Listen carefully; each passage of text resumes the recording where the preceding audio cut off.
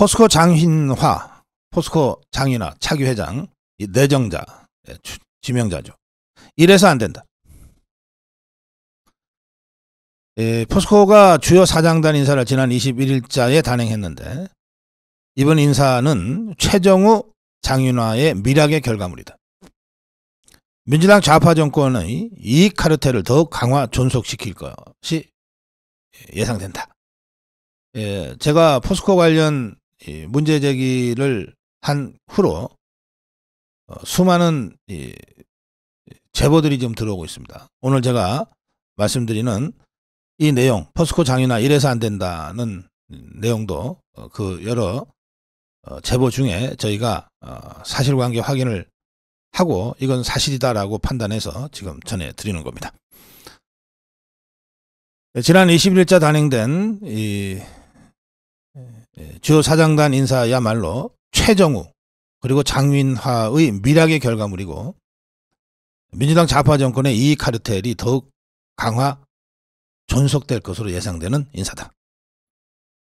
최종의 충복들이 요직을 차지하고 법적으로는 인사권도 없는 장인화가 인사를 한 것부터가 원천적으로 잘못된 것이다. 장인화는 지금 자본시장법 위반, 업무상 배임, 업무방해 등 혐의로 검찰과 경찰에 입건된 상태다. 이런 자가 아래 5명을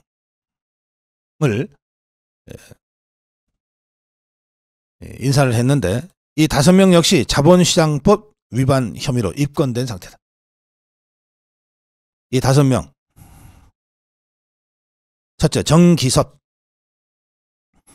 정기섭 이자는 송영길이의 연세대학교 경영학과 동기. 최정우가 2018년에 포스코 회장이 될 때 민주당의 송영길과 최정우의 연결고리 역할을 했던 자다. 정기섭은 지난해 4월에 송영길이가 돈봉투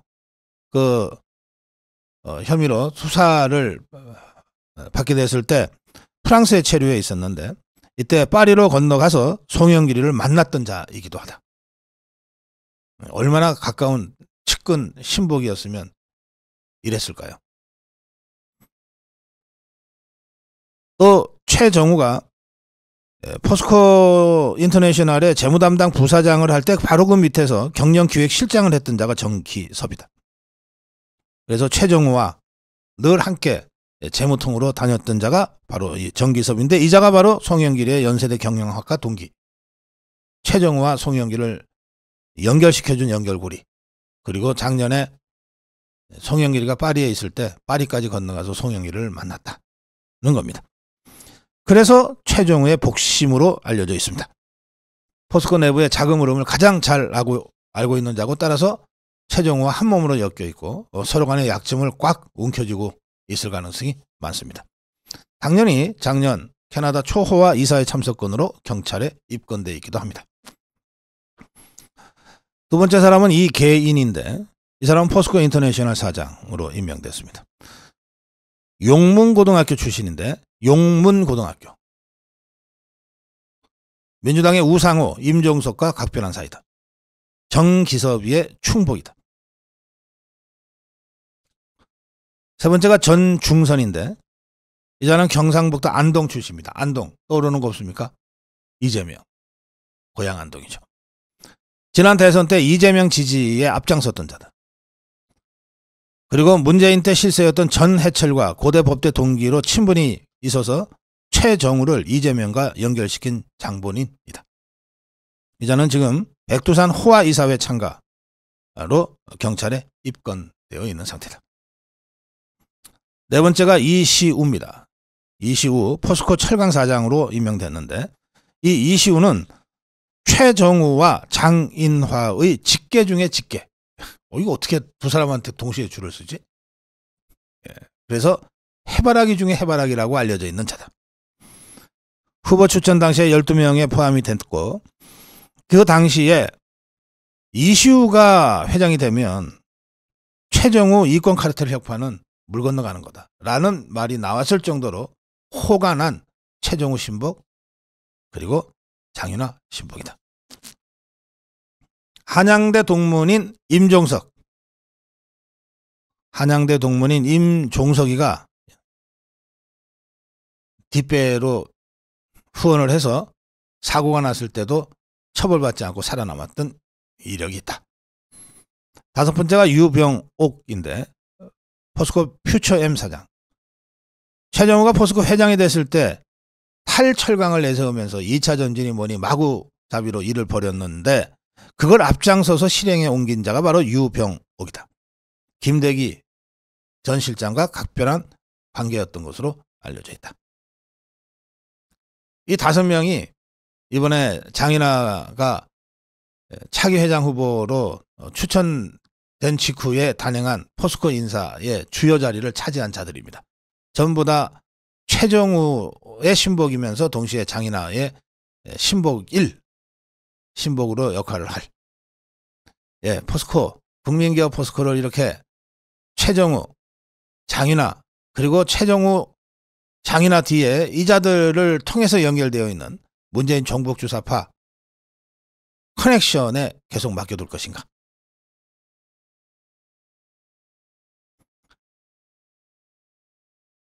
여섯 명의 사회이사도 최정우가 지명해서 좌파 카르텔이 그대로 존속되고 있는 상황인데 이 악의 고리를 끊는 가장 직접적이고 효과적이고 간단한 방법. 최정우 장인아를 경찰, 검찰에서 소환, 수사하는 겁니다.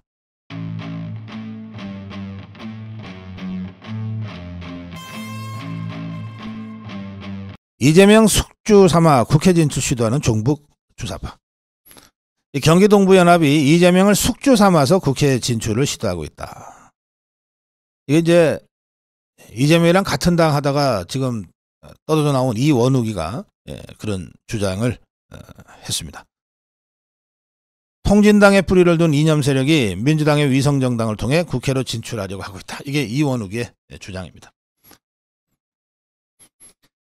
지금 통진당의 잔존 세력들이 만든 진보당, 이 진보당은 손솔, 전종덕, 정태흥, 장진숙 이 4명의 비례대표 후보가 자기들끼리 1, 2, 3, 4등을 가르는 선거를 하고 있다고 합니다.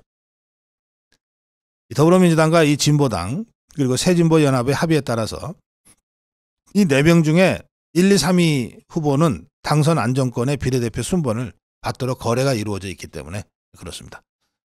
그럼 이 중에 3명이 이제 들어가게 된다는 뜻인데 이 3명이 예컨대 경기동부연합이라든지 용공 혐의자들이라고 하면 바로 이재명을 숙주 삼아 국회에 진출하는 용공 혐의자들이 되는 겁니다. 이재명이와 경기동부연합의 연결고리를 주목해야 한다는 지적도 나옵니다. 이원욱은 이재명은 성남시장을 할 때 민노당의 김미희, 이때 민노당이 나중에 통진당, 지금의 진보당으로 가는 거거든요. 민노당의 김미희 의원을 성남시장의 인수위원장에 앉혔다.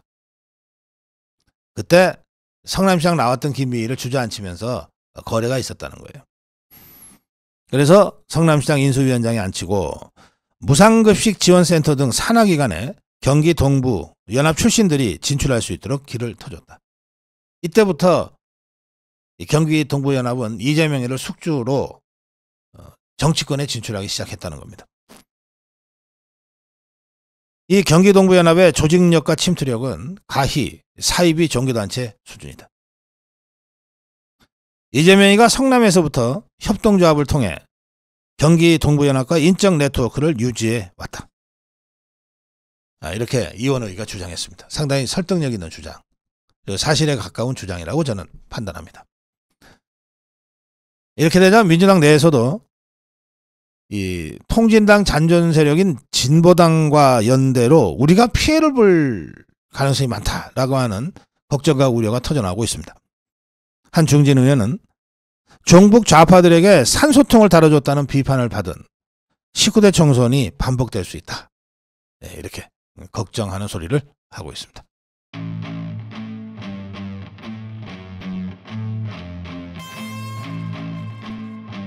네. 전공의에 휘둘리는 병원 구조를 혁신해야 한다. 지금 전공의들의 단체 행동으로 시작된 의료 사태가 계속해서 악화 일로를 걷고 있는데, 제가 앞으로 2, 3일이 중요하다. 제가 어제 KTV 가서도 그 말씀을 제가 강하게 드렸는데, 29일까지 시한을 정부가 구체적으로 제시했습니다. 29일이 2월 말입니다. 2월 달은 28일, 29일 이렇게 있잖아요. 2월 말까지는 지금 그 병원을 떠난 전공의들이 병원에 복귀하면 그동안에 잘잘못을 따지지 않겠다. 이렇게 마지막 데드라인을 제시했습니다. 집단사직서를 제출한 전공의가 1만 명을 넘어섰어요. 그리고 전공의 다음이 전임인데요. 전공의를 끝낸 사람이 그 병원에 남아서 계속해서 경험을 더 쌓는 전임의. 그리고 이제 전공의를 하겠다고 의대 졸업생들이 이제 인턴 시험을 봐서 붙은 사람들, 이 사람들까지 단체 행동을 하겠다고 지금 나서자 정부가 이쯤에서 죽이든 밥이든 어쨌든 결론을 내지 않으면 이 상황이 더 악화되고 오래 갈 수 있겠다고 판단을 한 것 같습니다. 그래서 29일을 데드라인으로 최후 통첩을 한 겁니다. 이상민 행안부 장관은 집단행동 대응 중앙재난안전대책본부 회의를 주재하고 집단행동에 나선 전공의들에게 29일까지 병원으로 돌아온다면 지나간 책임은 묻지 않겠다고 밝혔고, 복귀 시점에 대해서 이게 업무 복귀 명령은 명령이 내려진 즉시 복귀해야 되는 것이 원칙이나 29일까지로 며칠 여유를 준 것은 사실은 처음이라고 합니다. 그만큼 정부도 전공의를 비롯한 의사들과 물리적 충돌, 사법적 충돌까지는 가지 않았으면 하는 생각을 갖고 있다는 뜻입니다. 보건복지부는 29일로 복귀 시한을 정한 것은 갈등하고 있을 전공의들에게 충분히 생각할 시간을 드리기 위한 것이다 하면서 마지막으로 이제 이성에 호소했습니다. 동시에 정부는 2,000명 증원하겠다는 이 2,000명을 그냥 막 뽑는 게 아니라 각 대학 의대별로 배정을 해줘야 되거든요. 그래야 내년도 입시 요강에 들어갈 거 아닙니까? 이 대학 배정에 속도를 내겠다고 밝혔습니다. 3월 4일까지 대학별 증원 수요 조사를 받고 있고 본격적으로 배정 작업을 시작한다. 되도록 3월 말까지 끝내도록 하겠다라고 하고, 이렇게 해서 일단 2025학년도 신입생 모집 요강을 확정하면 그 이후에 조정은 사실상 불가능합니다. 왜냐하면 이때부터는 의사들의 문제가 아니라 전국에 있는 수험생들의 문제, 학부모들의 문제가 되기 때문에 그렇습니다. 그래서 3월 말까지 그 각 대학별로 의과대학의 모집 정원을 배정해서 이것이 확정되는 순간, 신입생 모집 요강이 확정되는 순간 이 발표를 하거든요. 더 이상은 조정이 불가능한 상태가 된다. 이렇게 되자 전국 40개의 의과대학과 의학전문대학원 학장들로 구성된 이 협회가 2025학년도 의대 학생정원 신청 마감을 연기해달라고 교육부에 요청했다 그래요. 저는 이 의과대학 의학전문대학원 학장들 정말 마땅치가 않아요. 이 사람들이 처음에 윤석열 정부가 도대체 몇 명 증원이 필요하냐? 다들 희망 증원을 써내라. 최소 몇 명, 최대 몇 명까지로 좀 해달라. 그리고 그거는 학생들을 수용할 수 있는 능력까지를 좀 감안해서 해달라. 할 때 이 사람들이 다 써냈단 말이에요. 그건 누가 강제했습니까? 다 써낸 것을 취합해 보니까 최소 2,200여 명, 최대 2,800여 명까지를 이 사람들이 원했던 거예요.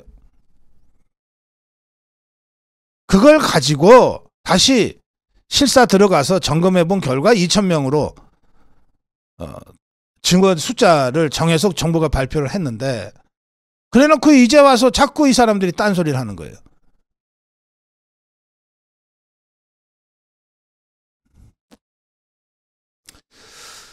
자, 어쨌거나 정부는 정책을 결정하기 전까지는 각계각층 또 이해관계 집단들의 의견을 지나치다 싶을 정도로 많이 들어야 됩니다. 충분히 많이 들어야 되는데, 그렇게 해서 최종적으로 어떤 정책이 결정이 되잖아요. 그리고 그게 발표가 되잖아요. 그건 하늘이 무너져도 지켜야 되는 겁니다. 정부가 발표를 했는데 이해관계 집단들이 반발한다고 해서 후퇴하면 그게 정부입니까? 그렇게 되면 어떤 이해 집단도 정부에 신뢰를 보내지 않아요. 정부를 무서워하지 않습니다. 아, 뭐 정부가 저렇게 발표해봤자 뭐 우리가 데모 며칠 하면 다시 또 후퇴할 건데 뭐.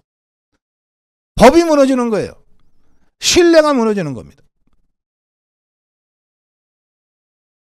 봉자가 2500년 전에 이미 말씀하셨어요. 정부, 국가에서 제일 중요한 건 신뢰다. 군대가 없어도 먹을 것이 떨어져도 국민들이 국가의 말이라면은 무조건 믿는 신뢰만 있으면 국가는 국가일 수 있는데, 아무리 병사가 많고 아무리 먹을 게 풍부해도 정부 말 알기를 개떡으로 알고 정부가 뭐라 그래도 뭐 저러다 말겠지 라고 신뢰가 무너져 버리면, 그러면 국가가 더 이상 국가일 수 없다. 무신분립이다.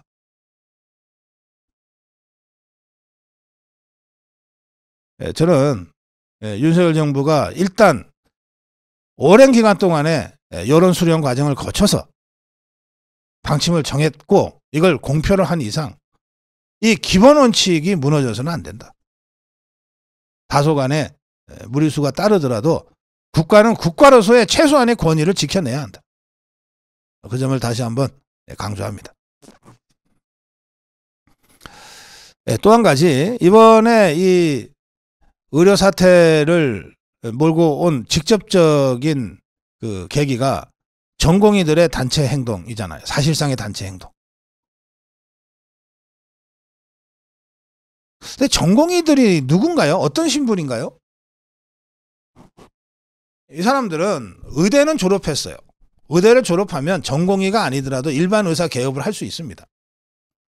예과 본과에서 한 6년간 의사가 되는 교육을 받았으니까. 그런데 현대의학이 워낙 다양하고 다기하고 전문 분야들이 많고 계속해서 새로운 기술들이 발전하고 그렇기 때문에 그냥 일반 의사를 넘어서 특정 분야의 전문성을 가져야 되겠다 해서 전공의 과정을 밟는 거예요. 그러니까 이 사람들은 의사이지만 동시에 학생이기도 한 것이고, 어떤 면에서는 학생의 성격이 더 강하죠.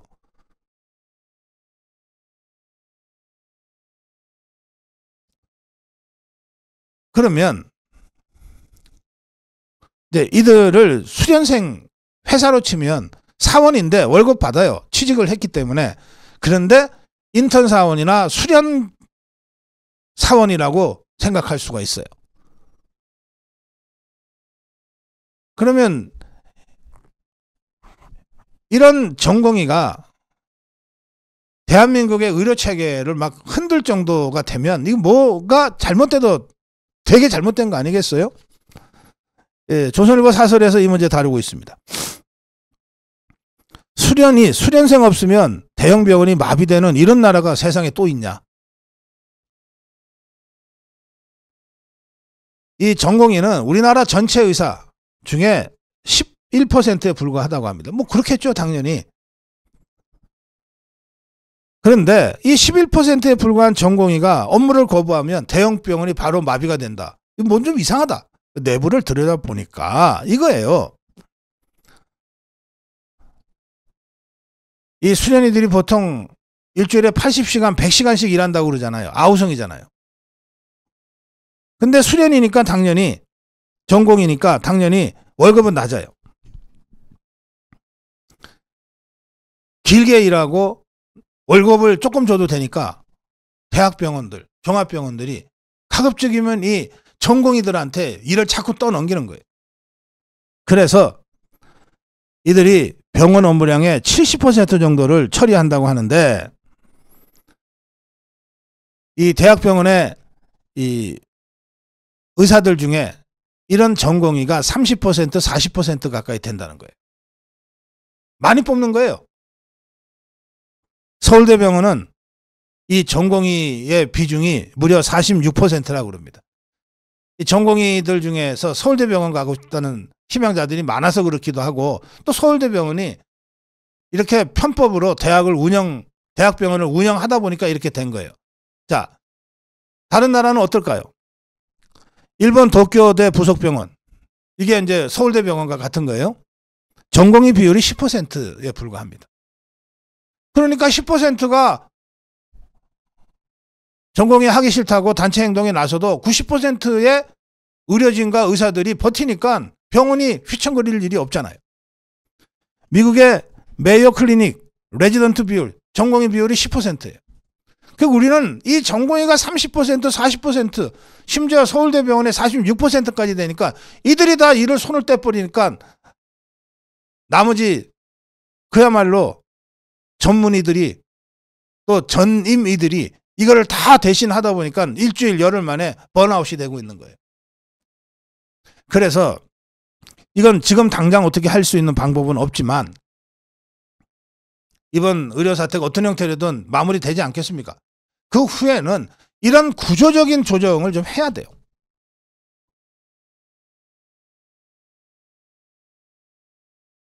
구조적으로 조정해서 정말 개혁해야 된다고요.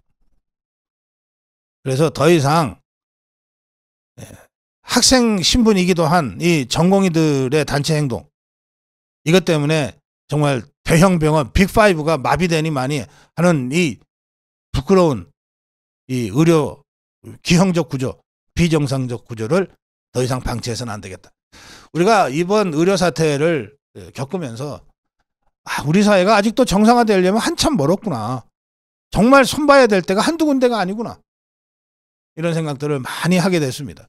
예컨대 PA, 간호사들이 지금 실제로 이 전공의들이 손 놓고 있는 그 의사 영역의 상당 부분을 지금 간호사들이 하고 있거든요. 경험 많은 간호사들이.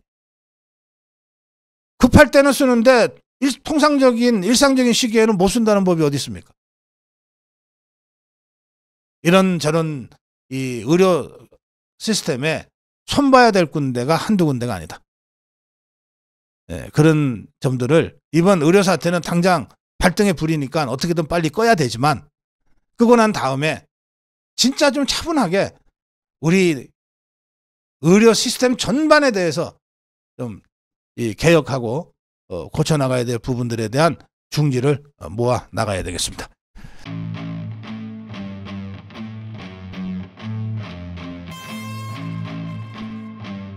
포스코 철밥통 이번에 깨지 않으면 안 된다.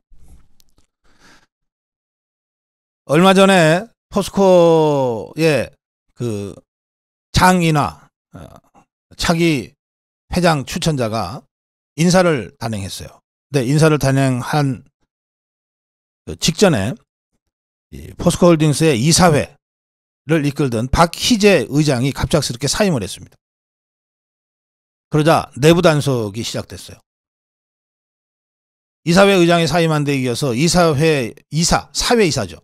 한두 명이 더 추가로 이탈하면 이사회가 무너질 것 같으니까 자기들끼리 막 단속에 나간 거예요. 추가 이탈이 발생해서는 안 된다. 남은 사회이사들은 모두 자리를 유지해야 한다. 이 남은 사회이사들 전부 입건되어 있는 범죄 피의자들입니다. 박희재의 사임은 사전 논의 없이 이루어진 것으로 알려져 있어서, 그래서 나머지 사회이사들은 이제 지 철밥통 뺏길까봐 전전긍긍하면서 추가 이탈이 없도록 서로가 단속했다는 겁니다.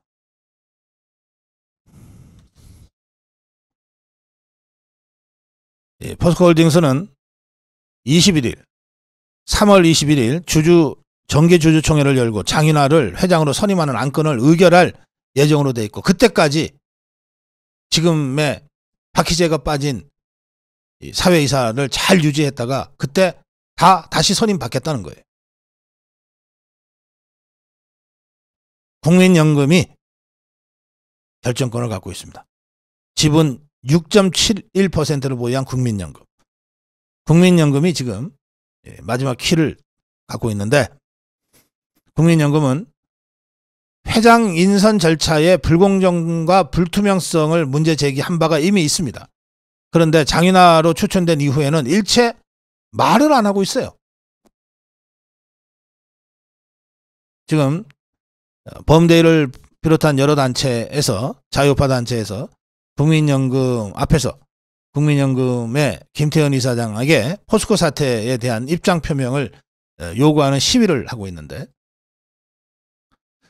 아직도 국민연금은 묵묵부답입니다. 다시 한번 촉구합니다. 최정우, 장윤화, 그리고 후보 추천, 장윤화를 후보로 추천한 후보추천위원회 7명의 사회이사 전원, 호화 해외 이사회 건과 관련된 배임 혐의 등으로 지금 입건되어 있습니다. 즉각 소환 수사를 해야 됩니다. 더 나아가서 이렇게 그 최정우, 장윤화, 또 그 최정우를 통해서 흡혈귀처럼 포스코에 들러붙어 있었던 문재인 종북 주사파 커넥션을 완전 척결하기 위한 국민연금공단의 스튜어트십 발동과 주주권 행사, 이것을 다시 한번 강력하게 촉구합니다.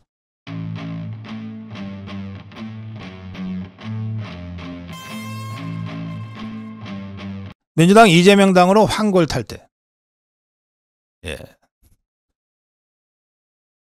더불어민주당은 그 당사에 김대중의 사진, 노무현의 사진, 아마 문재인의 사진까지 붙여놓고 있을 거예요. 근데 그 사진 사실은 다 떼내버렸어요, 이번에. 그리고 유일하게 이재명의 사진만 갖다 붙이는 정당이 지금 되고 있습니다. 근데 그 옆에 아마 김정은의 사진도 갖다 붙이고 싶어서 안 드릴 거예요. 이 개딸들이, 이재명 개딸들이 친문 숙청을 정말 아주 가차없이 하고 있습니다. 임종석이를 컷오프 시켰어요.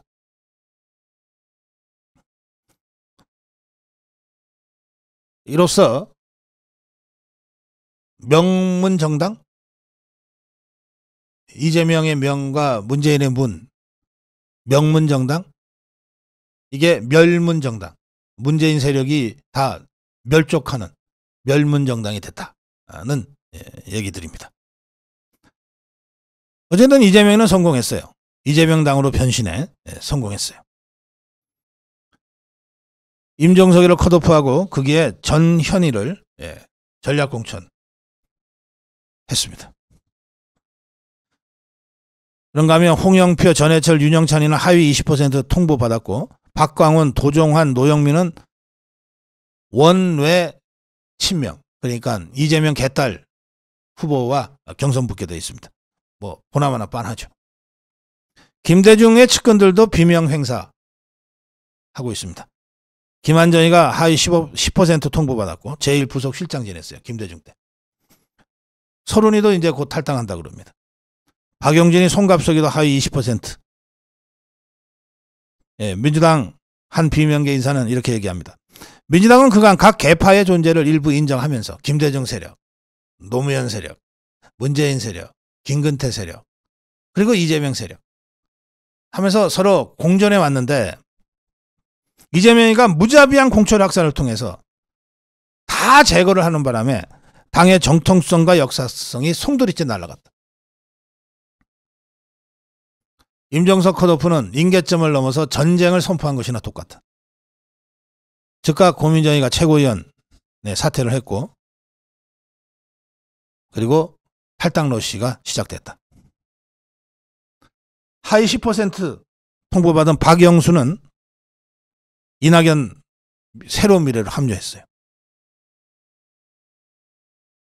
홍영표, 전해철, 이인영 등이 아직 남아있는데 이 자들도 언제 제거될지 모르고 제거되는 순간 새로운 미래로 갈 가능성이 많습니다. 홍영표는 남의 가죽을 그렇게 벗기다가는 자기 손에도 피칠갑 될 것이다. 이재명이 앞에 앉혀놓고요. 의총장에서 그렇게 얘기했어요. 혁신이라고 하는 게 가죽을 벗긴다는 뜻 아닙니까? 남의 가죽만 그렇게 벗기다가는 네 손에도 피칠갑이 된다. 그것을 이재명이를 앉혀놓고 얘기를 했어요. 이재명이는 원래 의총에 안 나온다고 그랬다가 갑자기 의총에 나타났는데 나타나서는 이런 각종 비판과 비난에도 한마디 응대를 하지 않고 그냥 침묵을 지키고 있었다고 합니다. 이재명 대표 개인 사당을 만들어서 또 다음 당권 잡겠다는 거냐라고 이재명한테 직접 질타하는 그런 순간들이 있었습니다. 박홍근이는 200석 얘기하더니 지금 100석이나 할 수 있냐. 임종석 건이 마지막 기회라고 생각했는데 이거 다 공멸하겠다. 송갑석이는 문재인 없이 이재명만으로 총선 치를 수 있겠냐. 이런 비판이 쏟아졌지만 이재명이는 그냥 듣고만 있었다고 합니다. 이렇게 해서 더불어민주당, 김대중당, 노무현당은 이제 역사에서 사라졌습니다. 이재명 당만 남았습니다.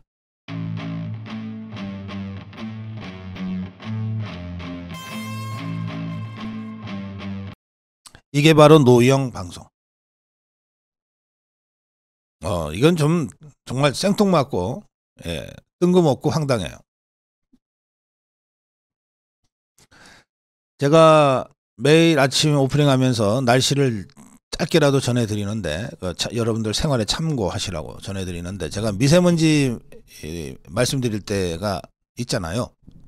요즘은 기온, 기후, 비, 눈 예보도 예보지만 미세먼지가 우리 생활에 너무 좀 심각한 영향을 미치기 때문에 제가 빠지지 않고 전해드리려고 하는데 제가 미세먼지 전해드릴 때 어떻게 전해드립니까? 오늘은 좋답니다. 보통이답니다. 나쁘답니다. 매우 심하답니다. 마스크 하셔야 되겠습니다. 제가 그렇게 하잖아요. 대부분의 방송도 그렇게 합니다. 근데 갑자기 미세먼지 1 이게 뭡니까? 참, 아니 뭐 미세먼지 농도에 따라서 1, 2, 3, 4 뭐가 있긴 있는 모양이에요. 그렇지만 안 쓰는 말이잖아요. 도대체 어느 방송이 갑자기 미세먼지 1을 들고 나옵니까? 그러면 앞으로 이 봄철이니까 미세먼지가 계속 안 좋아질 거거든요. 1이 제일 좋다는 뜻 같은데 그러면 앞으로 안 좋으니까 계속 미세먼지 2하고 빨간색으로 넣어야지. 이것들이. MBC 뉴스 저녁 뉴스인데요. 그 뉴스 말미에 기상캐스터가 잠깐 오늘의 날씨하고 하잖아요. 이 MBC 27일입니다. 화요일 날. 당일 미세먼지 농도가 1이었다고 하면서 갑자기 화면에서 위에 쿵 하고 뭐가 떨어지듯이 소리까지 쿵 하고 일자가 탁 떨어져요. 이 기상캐스터보다도 키가 더 큰 일이에요. 거기다가 시퍼런색을 칠해놨어. 그리고는 이 기상캐스터가 이게 이제 실제로 떨어진 게 아니라 다 이 가상 화면으로 재현하는 거예요. 하면서 이 손가락으로 이 1을 가리키면서 지금 제 옆에는 키보다 더 큰 1이 있다. 1. 오늘 서울은 1이었다. 미세먼지 농도가 1까지 떨어졌다. 막 이러고 1111 하고 있어요. 10% 일자 옆에 세워놓고. 이게 노골적으로 더불어민주당 종북주 타파 선거운동하는 것 아닙니까?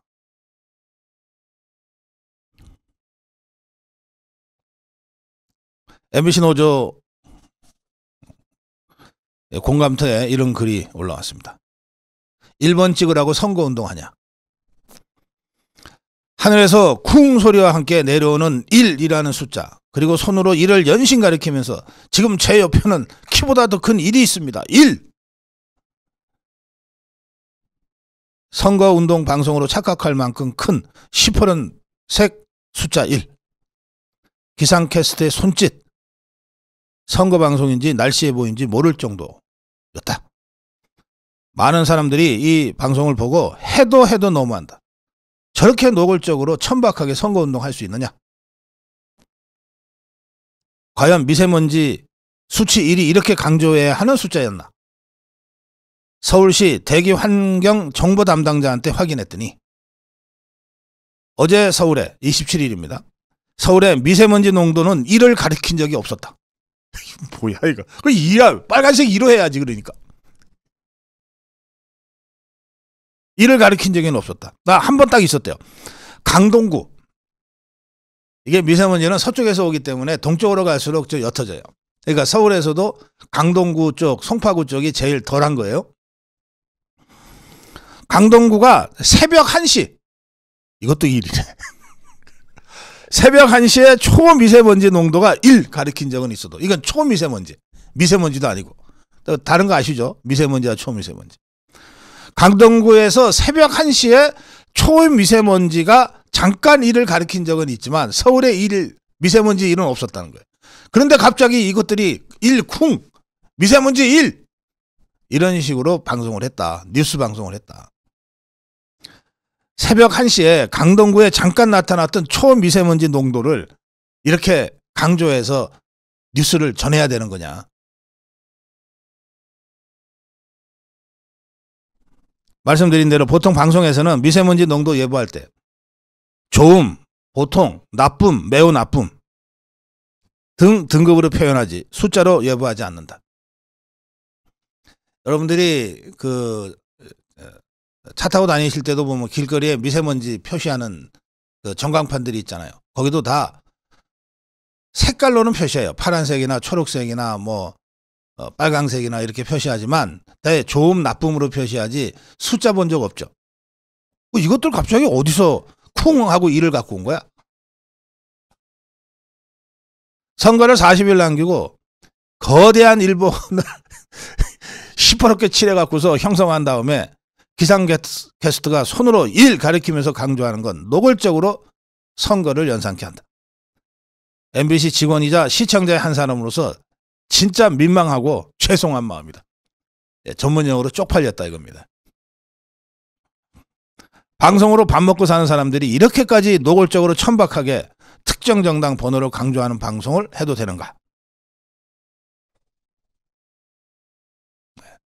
제정신들이 아니에요. MBC 조화투쟁이 왜 시작됐는지, 그리고 왜 그걸 더 힘있게 행동으로 옮겨야 되는지 여러분들 다들 느끼셨을 겁니다.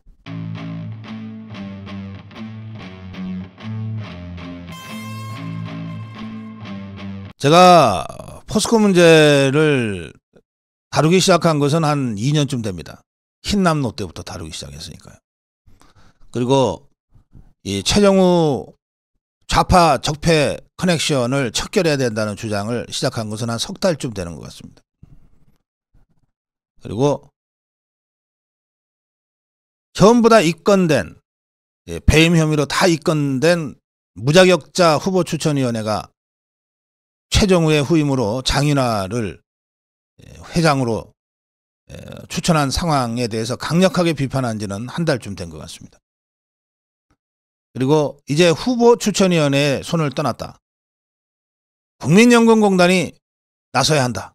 국민연금공단이 스튜어트십 발동해서 주주이익 보호 차원에서 정당하게 주주권을 행사해야 한다. 이렇게 주장한 지는 한 3주쯤 된 것 같습니다. 마침내 국민연금공단이 나섰습니다. 김태현 국민연금 이사장. 어제 입장을 밝혔어요. 김태현은 연합뉴스와의 인터뷰에서 이렇게 입장을 밝혔습니다. 포스코홀딩스의 사회이사 전원은 이게 이제 후보추천위원회를 다 구성했던 거죠. 사회이사 전원은 배임과 청탁금지법 위반 등의 혐의로 입건된 것으로 알고 있다. 재임 중 호화 이사회 논란 등과 관련해 과거 사회이사 활동이 과연 독립적이었는지 의구심이 드는 상황이다. 독립적이지 않았다는 뜻 아니겠어요? 그럼 독립적이지 않았던 이 사회이사 7명으로 구성된 후보추천위원회가 장인화를 차기 회장으로 선임한 것도 독립적인 결정이 아니었을 것이다 라고 하는 주장 아닙니까? 이 김태현이 후보추천위원회나 장인화를 거명하면서 문제를 제기하지는 않았지만 속뜻은 그렇다는 겁니다. 속뜻은 사회이사 전원이 배임과 청탁금지법으로 입건되어 있는 상황이라서 이 사회이사 7명으로 구성된 후보추천위원회가 장인화, 같이 공범으로 입건된 장인화를 포스코 차기 회장으로 선임한 것도 독립성에 의문이 제기된다. 이런 뜻입니다. 그러면서 김태현은 시장의 의구심에 대해 납득할 수 있는 충분한 해명이나 설명이 이루어지지 않은 상황에서 이사회 및 관련 위원회가 후보추천위원회예요. 사회이사 후보를 재추천했다는 점이 주주가치 제고에 어떠한 도움이 되는지 의문이다 이랬습니다. 국민연금공단 이사장으로서는 아주 이례적으로 구체적인 문제 제기를 한 겁니다.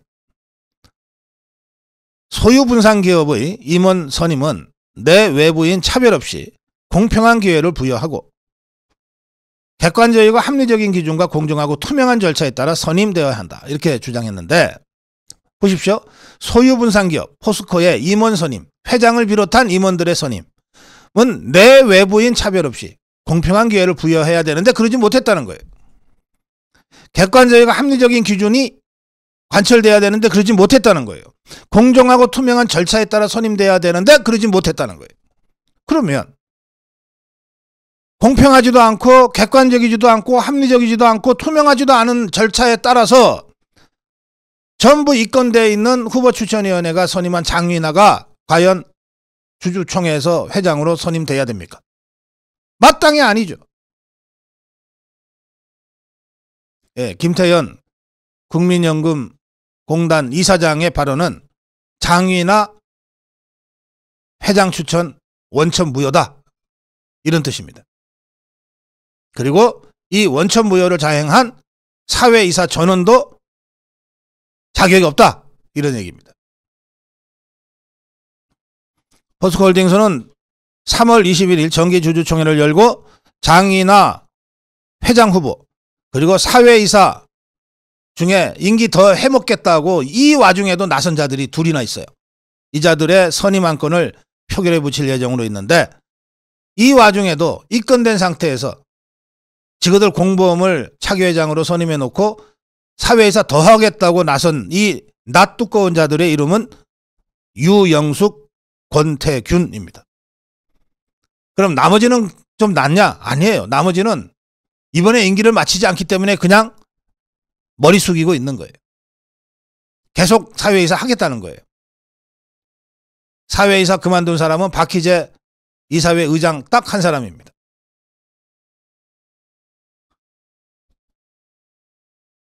그래서 제가 장인화 회장 선임 원천 무효 그리고 후보추천위원회 자격 상실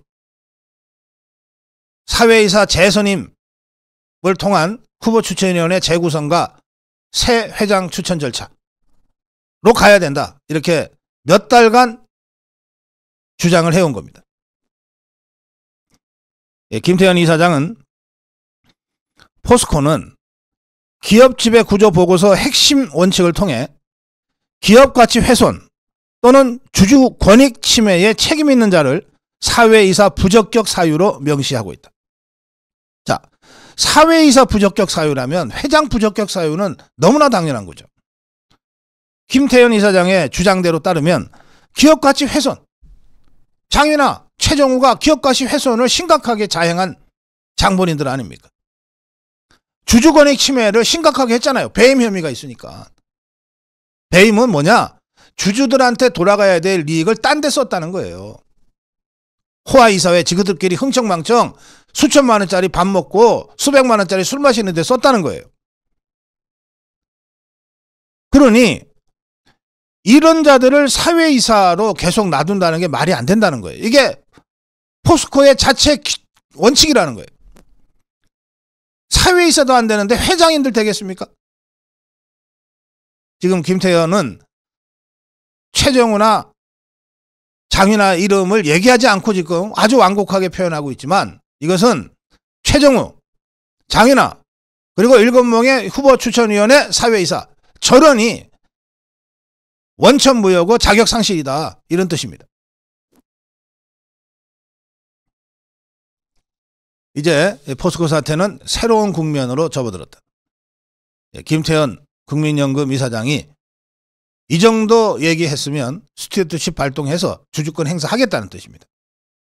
더 이상 못 볼 걸 보기 전에 장윤아 사퇴하고 사회이사 전원 사퇴하고 지금이라도 새 사회이사 선임을 통해서 후보추천위원회를 다시 구성하고 원점에서 포스코를 진정으로 국민기업으로 바로 세우고 주주들의 이익을 최대화 극대화할 수 있는 새로운 경영진 구성에 나서야 된다. 강조합니다.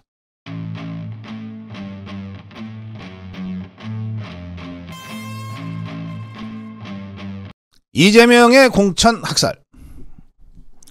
하도 학살을 해대니까 공관위원으로 있던 자들도 나중에 지가 당할까 봐 겁이 나서인지 사의를 표명하고 나섰어요. 이재정이가 공관위원 사의를 표명했습니다. 그렇다고 해서 그동안 저질른 이 만행의 면죄부를 받지는 못할 거예요. 이미 너무 많이 저질렀어요. 너무 많이 손에 피칠갑들을 했어요. 임종석이가 컷오프 된 데 대해서는 같은 친문의 윤영찬이가 이거 문재인 대통령의 뒤통수를 치는 행위였다. 문재인 대통령이 배신감을 느낄 것이다. 방송에 나가서 이렇게 떠들었습니다. 문재인 대통령 입장에서는 뒤통수를 맞은 느낌, 배신감이 들 것이다. 문재인 대통령이 별도로 이재명을 만나서 부탁을 했는데 그러면 굉장히 간절하게 부탁한 것인데 그걸 임종석이를 컷오프를 시키냐? 야, 문재인 완전히 배신감에 쩔어 있을 것이다. 이게 윤영찬의 주장입니다. 임종석이는 기자회견을 열었어요. 중성동갑 전략공관위원회의 추천 의결을 제고해달라. 양산회동에서 이재명이 국회에 약속한 명문정당과 용광로 통합을 믿었다. 양산회동. 그게 뭐냐면요. 이재명이가 경남 양산에 문재인이를 만나러 갔어요. 그래갖고서 나 여기 이렇게 다쳤어요 이러고 막 폼 잡고 보여줬던 그 장면 기억나시죠? 문재인이가 이렇게 들여다보고 그때 문재인이가 야, 내 똘마니들 좀 살려줘 하면서 몇 명 얘기를 했다는 거예요. 그중에 임종석이가 들어가겠죠. 그러니까 임종석이가 이 얘기하는 거예요. 양산회동에서 이재명이가 약속했다. 이재명 문재인 정당으로 가겠다고. 용광로 통합이라고 했다. 내가 그걸 믿었는데 이게 내 등 뒤에서 칼을 찌르네. 이게 임종석의 어제 기자회견의 핵심입니다. 그러면서 도대체 왜 이렇게까지 하는지 모르겠다. 왜 이렇게까지 하는지 모르겠다. 뭘 몰라 다 알면서. 이재명이가 자기 경쟁자 싹 자르는 거지. 당장 8월에 전당대회 할 때 임종석이가 배지 달고 대표로 나오면 이길 자신이 없으니까 미리 잘라버리는 거고 2027년 대선 경선에 임종석이가 대선 후보로 나오면 그거 이길 자신이 없으니까 미리 자르는 거고 그런 거지 뭐. 그러면서 임종석이가 정말 이렇게 가면 총선 이길 수 있냐? 라고 질문했는데 임종석이나 이재명이나 이미 총선 승리는 별 관심이 없어요. 내가 죽냐 사느냐 예. 모든 것은 이렇게 모아지고 있습니다. 이런 걸 뭐라 그러냐? 다른 대의 명분 다 팽개치고 전체의 이익 다 팽개치고 오로지 내가 죽느냐 사느냐. 네. 이게 밀림의 그 약육강식의 세계입니다. 네. 약육강식의 세계가 바로 그런 거예요. 이걸 전문용어로 뭐라 그러냐? 금수의 세계라 그러죠. 근데 사람이 금수같이 행동을 하면 뭐라고 그럽니까? 금수만도 못한 것들. 예. 제 눈에는 이재명이나 임종석이나 문재인이나 금수만도 못한 것들입니다. 이 금수만도 못한 짓을 하면서 그래도 이 개폼들은 잡고 싶어 해요. 그래서 이재명이가 금수만도 못한 짓을 하면서 폼 잡으려고 내세운 어용학자 임혁백이라는 자가 있습니다. 이 자가 정치학계에서는 제법 뭐 좀 하는 원로 정치학자로 알려져 있는데 완전히 미천이다 드러나고 그랬어요. 비명행사공천에 들러리가 된 원로 정치학자 임혁백. 오죽하면 기자한테 이렇게 조롱거리로 전락했겠습니까?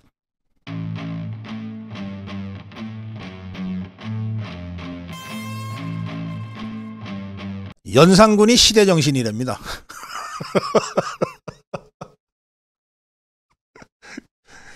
연산군이 시대정신이랍니다.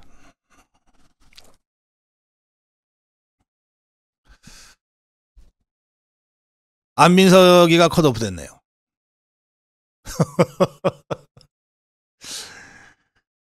정유라가 저는 완주 안 할래요. 안민석이만 잡으면 돼요 했는데 굳이 오산까지 안 내려가도 되게 생겼습니다.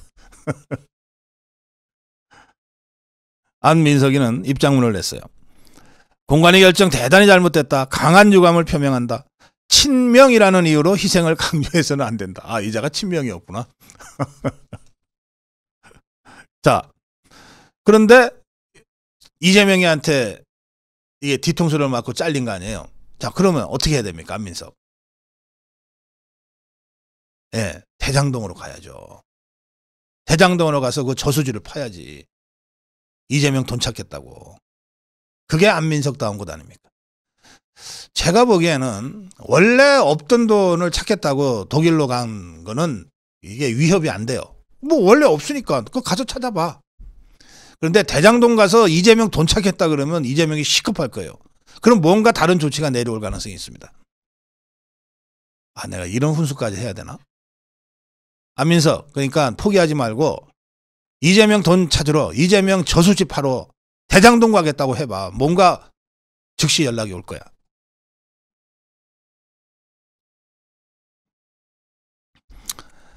이 공천이 내전 상황으로 가자. 이재명이도 더 이상 입 닫고만 있을 수 없어서 입을 열긴 열었습니다. 열었는데 학살자들한테 야, 정말 다시 소금을 뿌리대. 아, 이 잔인한 자예요. 잔인하고 사악해요. 이재명의 말은 뭐냐? 입당도 자유고 탈당도 자유다. 입당도 자유고 탈당도 자유다.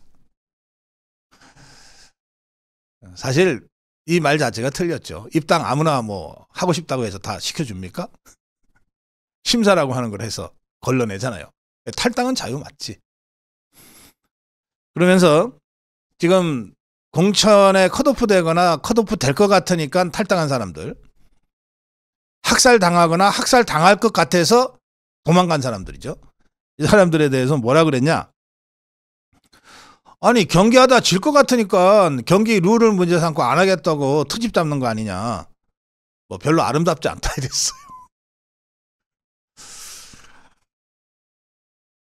강물이 흘러서 바다로 가는 것처럼 세대 교체도 있어야 하고 새로운 기회도 주어져야 하고 특히 우리 국민들의 눈높이에 맞는 선수 선발이 반드시 있어야 된다 그러면서 우리는 명문 정당이다. 국민들의 기대치에 맞게 이재명이 말은 이렇게 전하면서 왜 자꾸 웃음이 날까요? 여러분 죄송합니다. 우리는 명문 정당이다.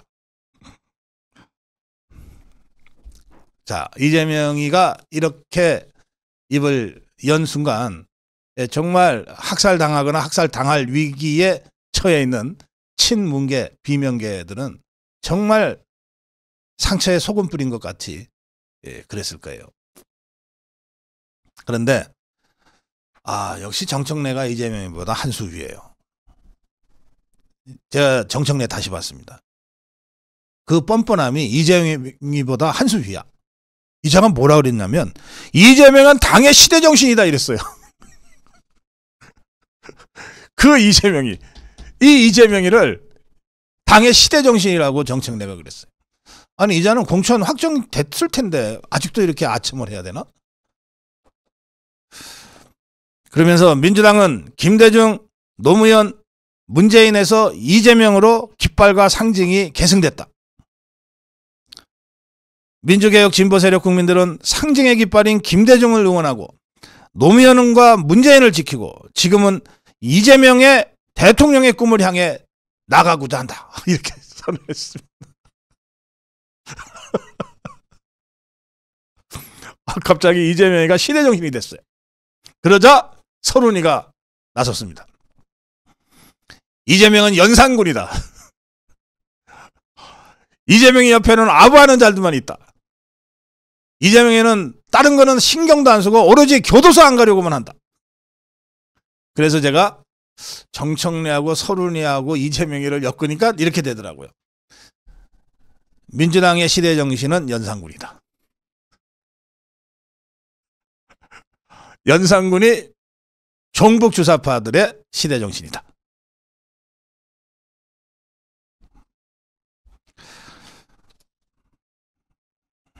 더불어민주당은 사실상 심리적 분당 상태입니다. 서른의 기자회견 내용은 이렇습니다. 탈당했는데 서른이가 보통 뭐라고 불리냐면 동교동계 막내로 불려요. 김대중이 그렇게 아낀 막내 비서인 거예요. 서른이가 이렇게 주장했습니다. 작금의 민주당은 공당이 아니라 이재명의 전체주의적 사당으로 전락했다. 이재명이는 연산군처럼 모든 의사결정을 자신과 측근들과만 결정하고 의사결정에 반하는 인물들은 모두 쳐낸다. 아부하는 자들만 곁에 두고 있다. 그저 어떻게 하면 교도소를 가지 않을까만 생각하면서 당을 운영하고 있다. 이재명을 아주 정확하게 꿰뚫어 보고 있다. 이렇게 생각합니다.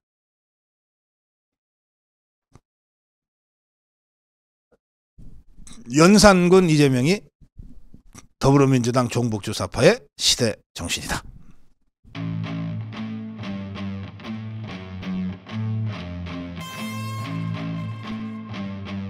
문명석 야만을 당장 멈춰라. 문명석 야만을 당장 멈춰라. 지금 이 의협의 비대위와 전공의 일부가 3월 3일 총걸기대를 하겠다고 지금 예고하고 나섰습니다. 3월 3일 의사 총걸기대 역대 최대 규모로 한번 모아보자. 그리고 다니는 모양입니다. 한덕수 총리는 이 전공의들을 향해서 어제 한 얘기니까 29일까지 오늘까지 아닙니까? 내일까지 돌아와서 환자를 돌봐달라. 이렇게 마지막 호소를 했습니다. 한덕수 총리의 호소는 이렇습니다. 부디 국민과 정부의 호소에 귀 기울여 주고 더 늦지 않게 환자들의 생명을 지키는 본래의 자리로 돌아와 달라. 정부는 전공의들이 일하는 환경과 미래에 대해 걱정이 많다는 점을 충분히 이해하고 이를 개선하기 위해 다각적인 방안을 강구하고 있다. 나전 보수, 살인적 일정으로 개인의 삶을 포기해야 했던 그 상황을 변화시키겠다. 현재의 어려운 상황을 견딜 수 있는 것은 고된 의료 현장을 묵묵히 지키고 계신 의료진들과 병원 관계자들 그리고 정부의 비상진료 정책에 적극 호응해주고 계시는 국민들 덕분이다. 환자의 곁을 지키면서 의견을 개진해 주신다면 정부는 여러분의 목소리를 귀담아 듣고 정책에 적극 반영하겠다. 한덕수 총리뿐만 아니라 서울대 병원장, 분당 서울대 병원장, 그리고 서울시 보람의 병원장, 이 세 사람의 병원장이 공동으로 호소문을 냈습니다. 전공의들에게 업무 복귀를 호소하는 것을 발송했는데요. 김영태 서울대 병원장, 송정한 분당 서울대 병원장, 이재협 서울시 보람의 병원장, 이 세 사람은 전공의 전원에게 이메일을 보냈어요. 서울대병원 전공의 여러분께 라는 제목의 호소문인데, 여기서 이 세 사람은 이렇게 호소합니다. 전공의 여러분, 병원장으로서 당부드립니다. 이제 여러분이 있어야 할 환자 곁으로 돌아와 주십시오. 여러분의 진심은 충분히 전달이 됐습니다. 중증 응급 환자와 희소 난치 질환을 가진 환자들을 포함한 대한민국의 많은 환자들이 여러분을 기다리고 있으니 이제는 돌아와 주십시오. 전공의 여러분께 약속드립니다. 대한민국의 왜곡된 필수 의료를 여러분과 함께 정상화시키기 위해 노력하겠습니다. 여러분의 일터를 전문의 중심병원으로 탈바꿈시켜서 보다 나은 의료를 제공하고 보다 나은 수련 환경을 만들겠습니다. 여러분 모두의 목소리를 담아 선진국형 의료를 만들어 나가겠습니다. 여러분들이야말로 우리나라 필수 의료를 이끌어갈 주역입니다. 여러분을 사랑합니다. 이렇게 호소문을 발송했습니다.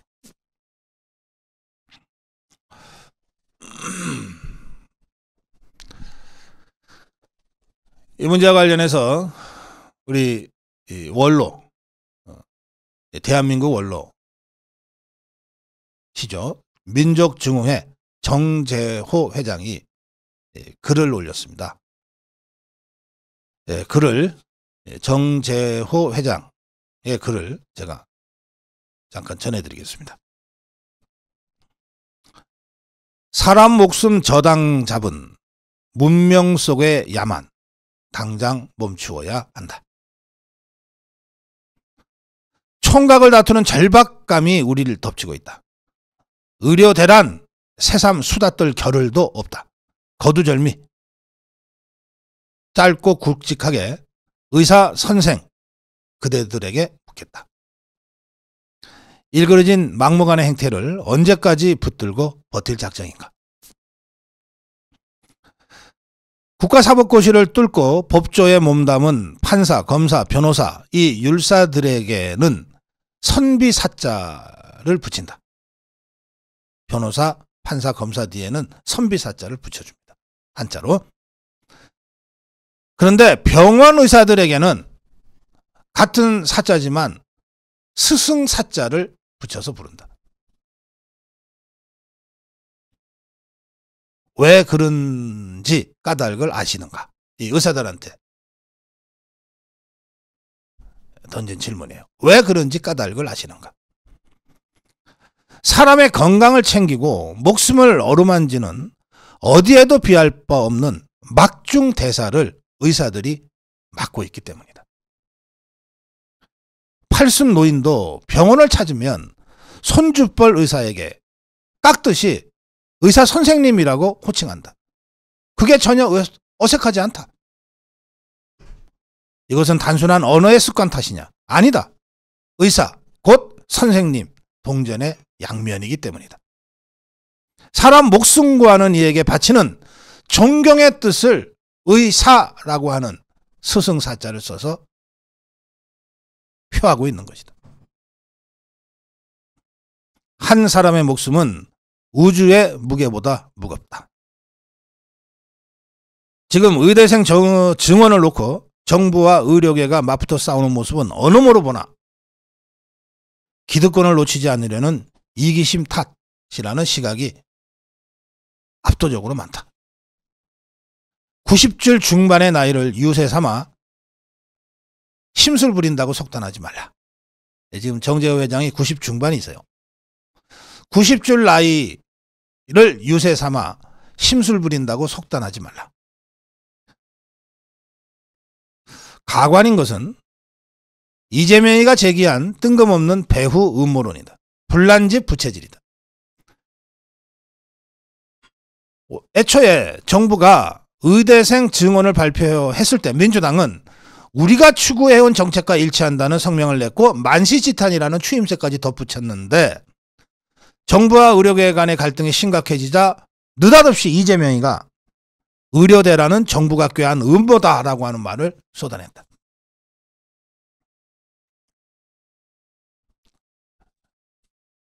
의사선생님, 그대들이 자랑스런 하얀 의사가운을 걸치고 난생 첫 대면 환자의 가슴에 청진기를 닿았을 때 들려온 심장 맥박 소리를 기억하시는가? 나는 생명이 수태된 순간부터 인간의 명을 최대한 존경하겠습니다. 이 히포크라테스의 선서를 새긴 제네바 선언을 읽을 때 마음속 깊이 다짐했던 그 거룩한 초심을 기억하시는가? 인간의 생명을 저당 잡은 투쟁은 문명 속의 야만이다. 단호히 배척돼야 한다. 사람의 목숨부터 살려놓고 보자. 우리의 주장은 한결같다. 그 누구도 거역할 수 없을 터이다. 정권의 명운을 걸고 나서야 한다. 천상천하 유아독존. 하늘과 땅을 통틀어 우주 가운데 나보다 더 존귀한 것이 없다. 동서 고금을 넘나든 망고불변 부처님 설법의 핵심 법어다. 이게 국가원로 민족증흥회 정재호 회장의 글이었습니다.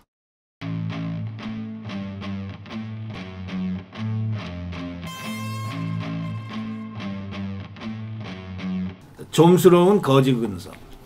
좀스러운 거지 근성. 동아일보의 이기용 칼럼인데요. 제목이 이렇습니다. 문재인, 이재명 부부가 상징하는 좌파의 공인의식 수준. 제목은 좀 점잖게 잘 썼어요. 내용은 뭐 이렇습니다. 이건 이제 뭐 이기용 기자의 그냥 좀 주장이니까 그러려니 하고 들으시면 됩니다. 우파는 이기영 기자가 그래서 이렇게 썼어요. 우파는 크게 한탕 해먹을지언정 좀스럽고 치사하게 보일 일은 조심하는 경향이 있다. 그런데 좌파는 자기 권리 찾아먹고 공짜 챙기는 데는 전혀 남을 의식하지 않는 경향이 있다. 그러면서 예를 몇 가지 드렸는데 그럴듯해요. 첫 번째 예는 조국입니다. 이자가 장관직 사직하고 22분 후에 서울대에다가 복직 신청서를 냈대요. 22분. 챙길 수 있는 거는 남에는 의식하지 않고 먼저 철저하게 마지막까지 타먹는다는 뇌 구조를 갖고 있는 자다. 이재명이가 법인카드를 사용한 행각을 보면 이건 정말 상상을 초월한다. 어떻게 법인카드로 지가 쓰는 일제 샴푸를 사오게 하고 집에다가 초밥을 시켜 먹는 걸 다반사로 하냐. 이건 우파는 쪽팔려서도 못하는 일이다. 차라리 크게 한 건 해먹지 이렇게 찌질하게 거지근성 발휘해서 이렇게 하는 거는 쪽팔려서도 못하는 거다. 근데 좌파는 이거를 그냥 당연하다는 듯이 한다. 이 좀스러운 거지근성이 이 좌파에 매우 심하다고 하는 추론을 하지 않을 수 없다. 이렇게 썼어요. 그러면서 이제 문재인의 얘기를 합니다. 2022년 5월 달에 이제 문재인이가 청와대에서 이제 나왔어요. 근데 윤석열 대통령은 거길 들어가진 않았죠. 그리고 지금 용산에서 생활을 시작했는데 이때 청와대 업무에 관계했던 한 사람의 말인데 이 사람이 뭐라 그러냐. 문재인이가 또 김정숙이가 청와대를 떠나면서 관저에서 사용하던 집기, 가전제품, 접시, 수저, 식기까지 다 가져갔다.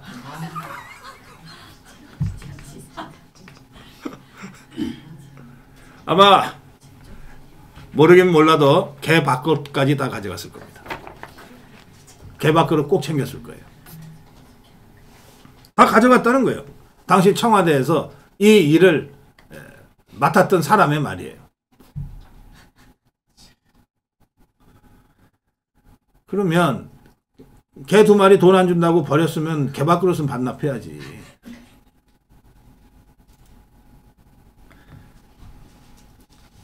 해외 주재 대사관 관계자는 이렇게 얘기했답니다.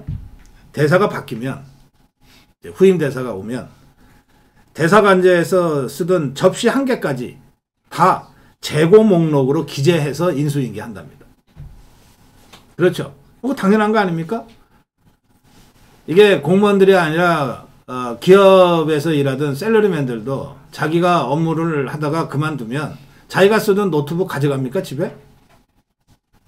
회사에 놓고 가잖아요. 가져가면 도둑질인데 놓고 가고 자기가 쓰다가 필요 없게 된 거는 다 딜리트 해버리고 이렇게 깨끗하게 만들잖아요.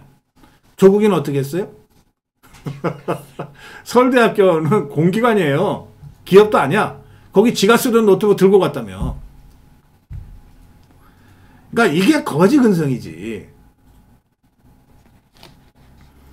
해외 주재 대사가 바뀌면 대사관제에 접시 1개까지 다 재고 목록에 기재해서 인수인계하고, 만약에 전임자가 그 중에 비품을 1개라도 들고 가면 총무 담당자가 배임으로 처벌을 받게 돼 있대요. 당연한 얘기지.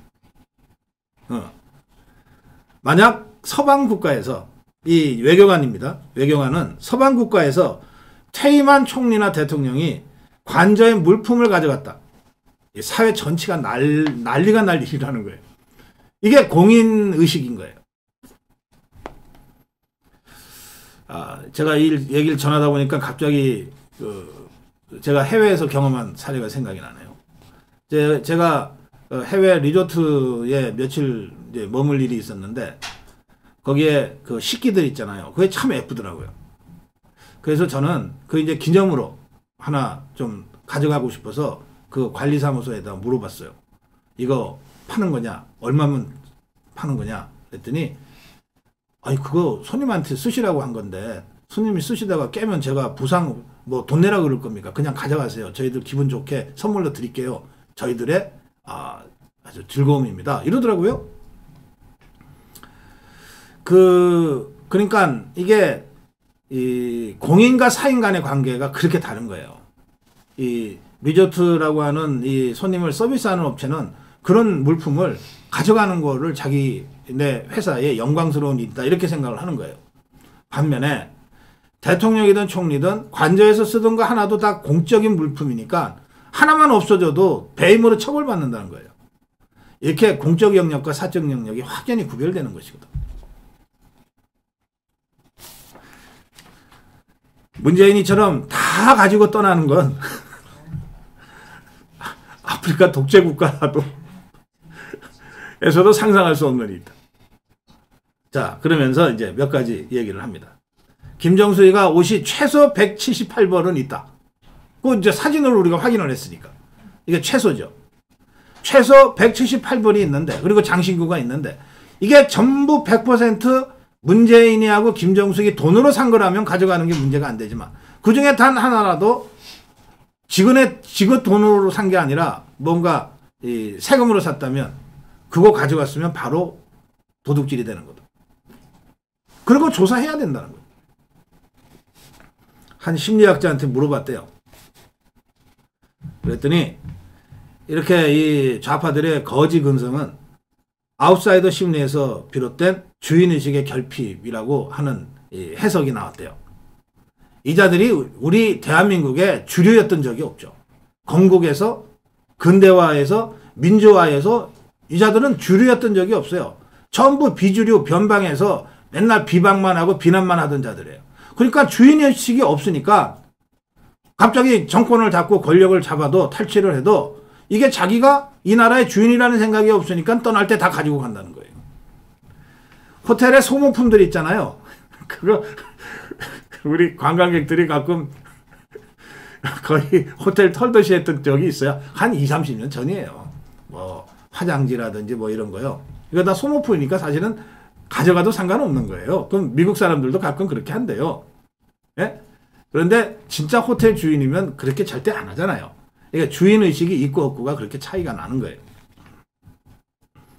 공짜 좋아하고 조금이라도 손해보는 거 견디지 못하는, 그리고 공동체에 대한 불신이 가미된 아웃사이더들의 심리가 이런 행동으로 나타나는 것 같다는 게 심리학자의 분석입니다. 오너가 회사 돈 펑펑 쓴다고 여기면 직원이 탕비실에 있는 음식을 다 가져간대요. 그럴 수는 있을 것 같아. 예. 그렇게 쥐돈 펑펑 쓰면서 내가 탕비실에 있는 이거 뭐 가져간다고 뭐 이런 식으로 해서 상대적으로 보상 심리를 느낀다 그러는데, 나는 이거라도 챙겨서 손해를 만회해야 되겠다 이런 본능이 작동한다 그러는데, 이제 이게 거지 근성이죠. 나라 돈을 임자 없는 돈으로 여기고, 좌파들이야 이 나라가 자기네 나라가 아니니까 전복시키고 없애버려야 될 나라니까. 남의 나라 아니에요. 대한민국은 좌파들한테 남의 나라지. 그러니까 대한민국 돈은 남의 돈인 거예요. 근데 그냥 주워가도 아무도 뭐라고 안 하니까 그냥 주워가는 거예요. 그리고 다들 주워가는데 나만 늦으면 나만 바보 된다는 거 아니에요. 다른 좌파들 보니까 다 그러고 주워가거든. 그러니까 보면 먼저 짚는 게 임자인 거지. 좌파들 심리에서는. 우리 자유파는 그렇게 하라 해도 못하잖아요. 길에 지갑 떨어진 거 있으면 경찰서 어떻게든 찾아가서 신고하잖아요. 우리 자유파들은. 네, 박원순이가 이런 심리 상태였기 때문에 시장으로 있으면서 3,000 곳 넘는 이 민주 진보 이름 간판 달고 있는 이 단체들한테 7천억의 예산을 지원할 수 있었다는 거예요. 이기용 기자의 대안은 이렇습니다. 여기에 맞서는 유일한 방법은 진실 공개와 법적 통제. 관사 물건을 다 들고 갔다면 심각한 범죄 행위일 수 있다. 윤석열 대통령은 이거 뭐 쫌스럽게 그런 것까지 하고 그냥 넘어갈지 모르지만 이거 쫌스러운 일이라고 생각해서는 안 된다. 묻어버려서는 안 된다. 하나하나 드러내서 엄격한 공인의식과 공인들의 공적 책무에 대해서 기준을 세워야 한다. 또 문재인이 김정숙이도 이게 좀도둑으로 오해받지 않으려면 지금이라도 뭘 갖고 나갔는지 밝히고, 그리고 감사원도 이 청와대 재산 관리는 공적 임무인데 문재인이 김정숙이가 들고 나갔다고 가만히 놔뒀으면 공적 임무를 해태한 일이 되는 것이니까 그에 대해서 조사해서 책임을 물어야 한다. 상상 초월 수준으로 공인의식이 결핍된 이자들이 권력에 진출하는 것, 이거야말로 지역으로 나뉘고 진영으로 날려서 묻지마 투표해온 우리 국민들의 책임도 크다. 적어도 이 공인의식이 없는 자들을 배지를 달아줘서는 안 된다. 뭐 이재명이를 얘기하는 것 같기도 하고 아닌 것 같기도 합니다만, 저는 이 글을 보면서 이재명 똘마니들은 그래서 안 되는구나 라고 이기용 대기자가 주장하고 있는 것 같다고 느꼈습니다. 이건 제 해석이니까 제 해석이 만약에 틀렸다면 저한테 책임을 묻지 이기용 기자한테는 책임을 묻지 말기를 바랍니다.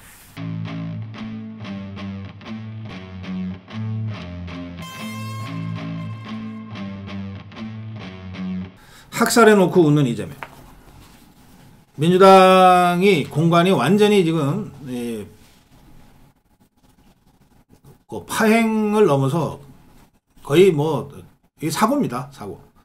왜냐하면 공천을 관리하는 이 공관위원들이 줄줄이 사퇴를 하고 있기 때문에 그래요. 제일 먼저 사퇴한 사람은 정필모 선거관리위원장입니다. 이게 이상한 여론조사업체가 자기를 속이고 끼어들었다는 데 대해서 우선 화가 나고 그 다음에 책임도 느껴서 사퇴했어요. 이재정이도 기동민이 공천 관련해서 사퇴서를 내버렸습니다. 그런가 하면 박영훈이라는 자는 좌파 유튜브 나가서 저 임종석이 잘릴 거야. 그리고 그 다음날 임종석이 잘렸는데 중립의무 위반 혐의로 물러났어요. 이 정도 되면 이 더불어민주당은 공천이 아니다 정말. 예, 공천이라고 하는 거는 그 공짜가 공공의 공짜거든요. 예, 공직 후보자를 추천하는 건데 이거는 완전히 사천으로 전락한 거죠. 자, 이래놓고 이재명이는 경선에서 이긴 자들하고 시덕거리고 웃고 떠들고 있어요. 이재명이 옆에 그야말로 간신배들이 잔뜩 둘러싸고 있어가지고 뭐 이계호는 친명 이계호는 이제 가보겠습니다. 뭐 그러고 동담을 하고 나가고 또 이재명이하고 이계호의 대화를 지켜보던 그 김용호 이게 저 진보당에 포기해줘가지고서 이제 후보가 됐는데 김용호는 요새 제가 비명이 됐어요. 경선하면 비명이고 공천 받으면 친명이 되는데 저는 경선을 했기 때문에 저는 이제부터 비명이에요. 이런 식으로 이재명이한테 또 농담을 하고 그 소리를 듣고 뭐 이재명이가 깔깔거리면서 파한대소를 하고 뭐 이런 게 지금 이재명과 그 주위의 이 간신배들의 모습이에요.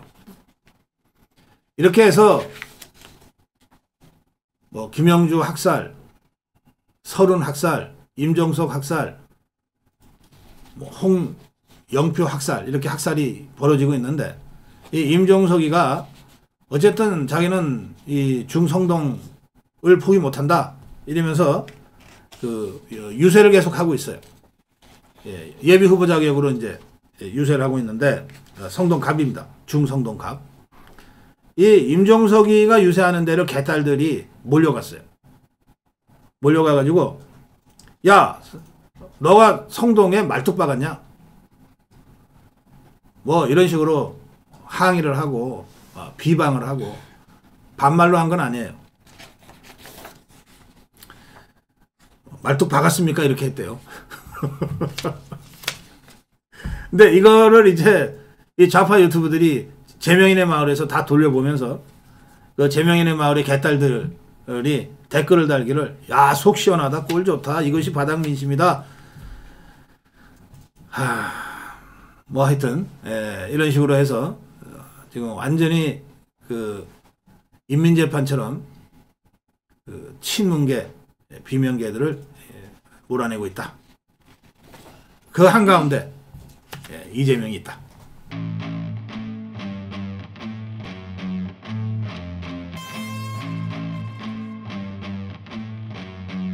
네, 마지막 정론 일침입니다. 국민 추천제 그리고 비례대표를 통해서 감동 공천을 위한 마무리를 잘 해야 되겠다는 겁니다.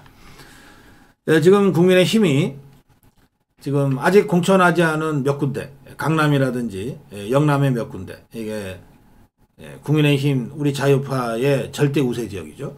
이 지역을 이미 그 공천 신청을 한 사람들이 아니라 국민들한테 추천을 받아서 그 중에서 지역에서는 좀 덜 알려졌지만 꼭 의정활동에 필요한 사람, 국정운영에 꼭 필요한 사람들로 추천을 받아서 전략공천하겠다. 이런 입장을 밝혔습니다. 몇 개 지역이 될지는 모르겠지만 이 마지막 이 국민 추천 공천을 통해서라도 밋밋하고 무난하나 감동이 없는 공천이라는 이 평가를 좀 뛰어넘을 수 있는 마지막 감동을 좀 국민들에게 줄 수 있었으면 좋겠습니다. 한동훈 비대위원장도 감동 없다는 비판에 공감하는 것 같아요. 왜냐하면 이렇게 얘기했거든요. 시스템 공천을 하다 보면 신인들의 입장에서는 공천 어렵다 이런 생각을 가지실 수 있을 것 같다. 몇 군데 국민 추천 그리고 곧 있을 비례 공천으로 이런 문제에 대해서 상당 부분 보완할 것이다. 이렇게 밝혔어요. 그러니까 이것은 제가 몇 차례 지적했는데 밋밋하나 감동이 없다. 이런 이 비판을 한동훈 비대위원장도 받아들인 거죠. 그러니까 마지막에 이 국민추천제를 통해서 또 비례공천을 통해서 국민들에게 감동을 줄 수 있도록 하겠다. 저는 이런 취지의 발언으로 제가 해석을 합니다. 여권의 한 핵심 관계자는 최종적으로는 공관위에서 결정하겠지만 여당 강세 지역에서 국민추천제가 진행이 될 것이다. 공적 경험이 없고 정치권에 덜 알려진 인물이라도 국민들이 보기에 의정활동 잘할 수 있는 자질을 갖춘 사람이다 하는 사람들을 선발하겠다. 공개 오디션은 아무래도 좀 부담이 클 수 있으니까 비공개로 해서 전략공천하겠다. 그래야 추천폭도 넓어지고 또 탈락자들도 부담이 없지 않겠느냐. 이를테면 내가 나다 하고 활동하고 있는 사람이 공개적으로 공천 신청했다가 국민 추천인 받았다가 떨어지면 그것도 좀 창피하다고 생각할 수가 있거든요. 그러니까 그런 부담을 줄여줘야 더 많은 사람들, 더 좋은 사람들이 추천받지 않겠느냐. 그렇게 해서 비공개를 하겠다. 또 동시에 여기 한동훈 비대위원장이 얘기한 비례대표. 국민의 미래는 3월 4일부터 3월 7일까지 4일 동안 비례대표 후보 신청을 받습니다. 장동혁 사무총장은 이 비례대표와 관련해서 이렇게 얘기했어요. 여성, 청년에 대한 배려를 남은 국민추천 전략공천과 국민의 미래가 진행할 비례대표 공천에서 감안해 나가겠다. 그러니까 국민의 미래의 비례대표 공천에 여성과 청년을 대폭 좀 보강하겠다. 이런 뜻입니다. 또 지금 호남은 험지가 아니고 사지라고들 얘기합니다. 그건 호남에 출마하는 후보들이 하나같이 얘기하는 거예요. 여기는 사지다. 죽으러 가는 것이다. 이 사지에 출마할 호남 출마 후보자들에게는 중앙당, 국민의힘이 그 후보 기탁금 1,500만 원 전액을 지원할 방침도 밝혔습니다. 사실은 경력금까지 줘야 되는데 이거는 선거나 선거법이나 정치자금법 등등이 있기 때문에 그렇게는 하기 어려울 거예요. 그러나 기탁금 전액을 지원하겠다는 방침은 아주 잘 세운 것 같다. 그렇게 평가합니다. 무난하지만 밋밋한 공천이었다는 그동안의 평가를 넘어설 수 있는 공천 보니까 정말 감동이다 하는 이 감동 공천의 마지막 기회. 몇 군데가 될지 모르는 국민추천제 그리고 국민의 미래의 비례 후보 공천. 여기에서 국민적 감동을 줄 수 있기를 바랍니다. 정론 일침이었습니다. 고성국TV는 자유우파의 유일 정론 방송입니다. 고성국TV는 윤석열 정권을 지켜내고 2024년 총선을 승리로 이끄는데 모든 힘을 다 쏟아부을 것입니다. 고성국TV가 어떠한 외압에도 흔들리지 않고 오로지 자유우파의 정론 방송으로 나아갈 수 있도록 후원해 주십시오. 지금 바로 010-9045-3010으로 전화 주십시오. 정론 방송으로 보답하겠습니다. 감사합니다. 고성국TV 화이팅!